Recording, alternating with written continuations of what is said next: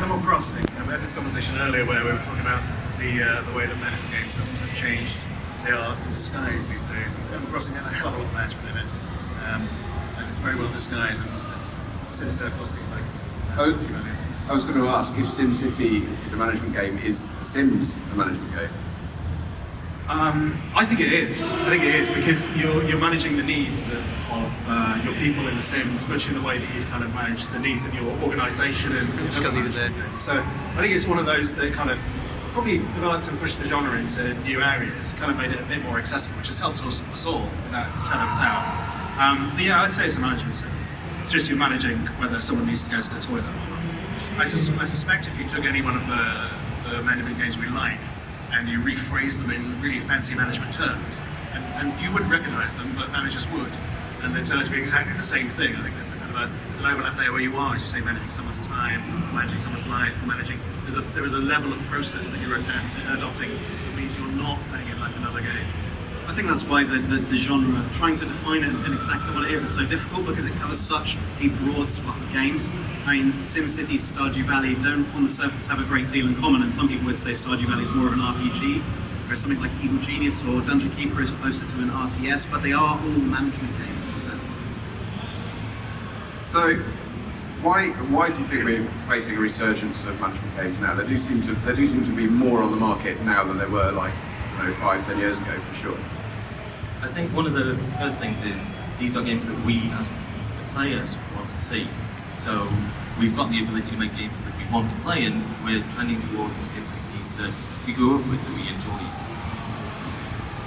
Yeah, I guess a lot of the classics back in the 90s, there's people that grew up with those games, and now here they are, they kind of want a new experience, and there's a lot of things that have changed over the last 10 years. I think, you've had indie games, have been a massive resurgence in indie games, and I think that's really helped push management games back into focus.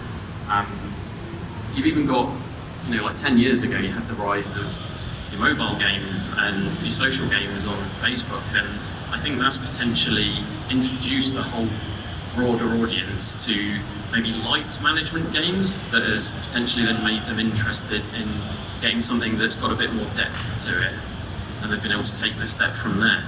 Yeah, I mean, you could argue that really management sims have remained popular. They've just kind of changed guise over the years, and I think the market got distracted for a while. The video games market with FPSs and RPGs has kind of made that transition from 2D isometric Surface, I think it was. Yeah. Lots of surface, less substance. Yeah, absolutely, yeah. And it kind of moved towards that kind of 3D side of things for one. I think management sims medium didn't automatically translate to that environment, so it took a while for the market to kind of realise that this popularity was still there. And I think The Sims helped in that regard, because it's taking the management sim idea and putting it into a different kind of wrapper.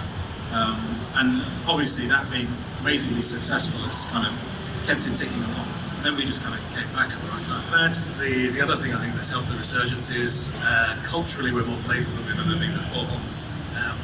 And that's partly the rise of people are staying younger for longer, more disposable income, mobile businesses coming through, games are playable in loads of different ways. But equally we're playing with these toy sets that we never used to be able to play with before, or that we did play with before in a very tangible form, become an intangible version of the same thing, and people like messing around. And it's the what if kind of scenarios. It seems you can see how that could have easily spearheaded a movement, because it's basically a glorified doll's house with a much more interesting depth to it, where instead of me holding the two dolls in my hands and going, hello mummy, hello daddy, let's go upstairs and make some babies, it's more a case of I'm going to indirectly influence the way this is going to work out, and there's so much more fun to be had with that. So you've got that playful sense of community that's emerged, I think, culturally. Equally, we are less ashamed of playing with toy sets we're playing with. As you're saying, that the toy sets themselves are becoming much more accessible. That dryness that we use now, that dryness I love about Stars from 1996 on PC, has been completely covered up. So I think you both touched on something that I know Rich is keen to talk about as well, which is how mobile gaming has actually influenced a lot of people's exposure to management games as a genre, and kind of left them wanting a deeper experience, which drives them towards our kind of games. Yeah, there's so many people out there who have just had sort of their first interaction with a game being something like managing a farm, or, as you were talking about, Sims, just it's a dollhouse experience. And these are just genres that they're like gateway genres. They're going to get you into the game, and then take you further to the genre. What does the audience for management games look like? But they're like serial killers. They look just like us. But there's a lot. How do you look like an evil genius? That's well. Thank you. I'll take The that. producer who looked most like Lastly. an evil genius. So you expect you to turn around with a cat, a white cat in the left, and go, "Nah." They wouldn't let me bring a cat in. But yeah, as we were just saying, a fan of this genre is going to look more like just the average person, because we have these games that are just bringing in these brand new audiences.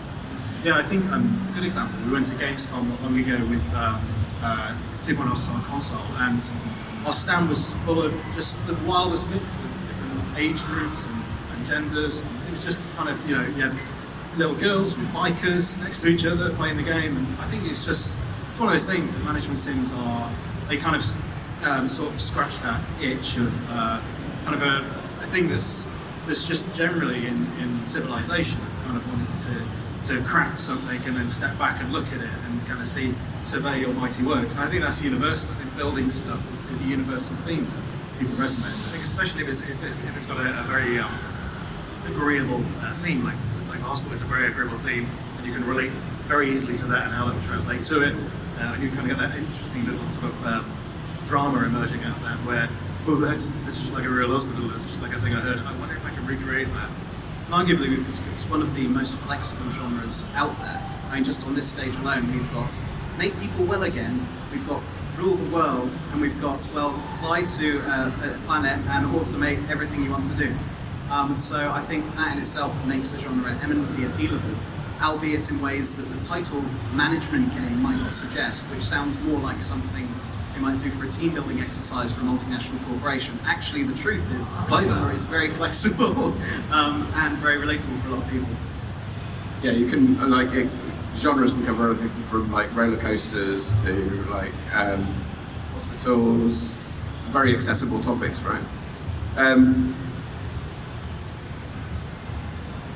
Are management games still a niche genre? Do you think they ever were really? I think all the genres got mixed up as games became more widely played, widely accessible. Mobiles had mobile and Facebook have had a lot to do with this, but they've tried to make these things more accessible. And if you're a long-term gamer and a hardcore gamer, it's in theory more boring, but they're important because they help spread that base and the foundation of how the games work. They do start to muddy the waters, which is brilliant.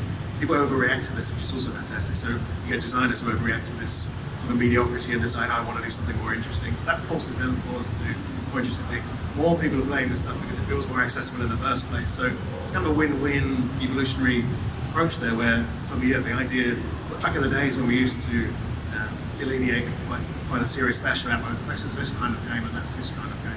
Nowadays, this is a game about farming. Is it a management game? I don't care. It's a game about farming. I think we're in this weird place where management games aren't niche anymore, but there's still the perception that they are, even sometimes within the development team. So, for example, we were all gearing up for E3 this year, and we sent our trailer out to be shown at the PC Gamer event, and we were not prepared for the overwhelming response we received from that.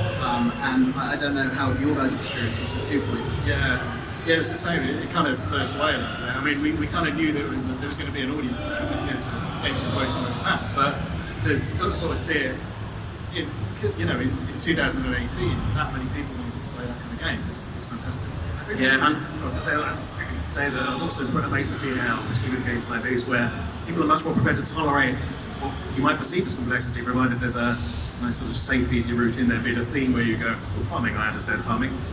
Yeah, I mean, that was the big thing for us. A real pillar right from the start of 2 Point was to focus in on accessibility and like how we can ease people into the quite a complicated game without them necessarily realising at first.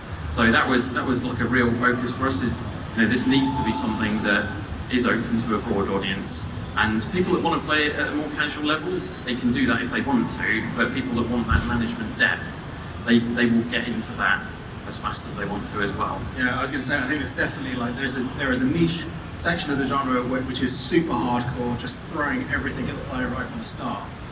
But I think the real broad section of the market is and that's the trick to play. It's kind of can you sucker someone into thinking they're not playing a management sim until they suddenly realise 200 hours later that actually they've been up all night and they've been managing the small part of their economy in the hospital. Because I think what's lovely about the way the management games seem to have resurfaced, even though they've not necessarily gone away, is the way that the things you can do with them are much more interesting because the mechanisms used are much more tried and tested. So people are used to a lot of the way these things work. And it's like XP becoming a thing in games, and everyone understands exactly what that means and how that works out. But it means you can end up telling more interesting stories with this sort of thing, and it means people can actually go